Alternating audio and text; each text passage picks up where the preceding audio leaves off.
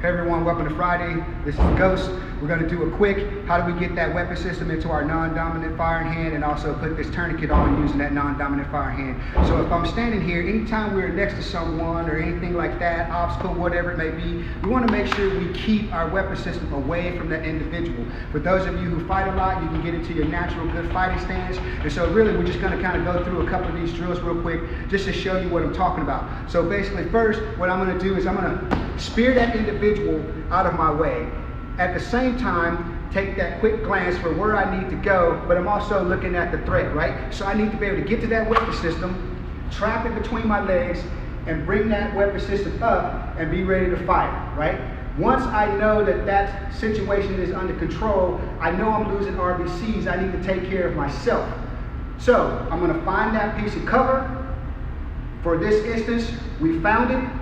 I'm going to basically take a knee. As all of you know, I like my ankle holster. I'm going to trap my weapon system underneath my knee. I'm going to grab my tourniquet out. I'm going to get that tourniquet up and around. I'm going to pull all that slack out. Once all that slack is out, I'm going to twist, twist, twist till that bright red bleeding stops. Make sure that that tourniquet is in its proper place. Make sure I don't have any excess going on. Put it away. Make sure I take a look around. I got my weapon system back out. I'm in my safety circle. I'm going to stand up. And if I got anyone around me, I'm going to let them know I'm getting ready to move. I will be coming from my cover. If there's more threats out there, I've taken care of this and I can continue to fight.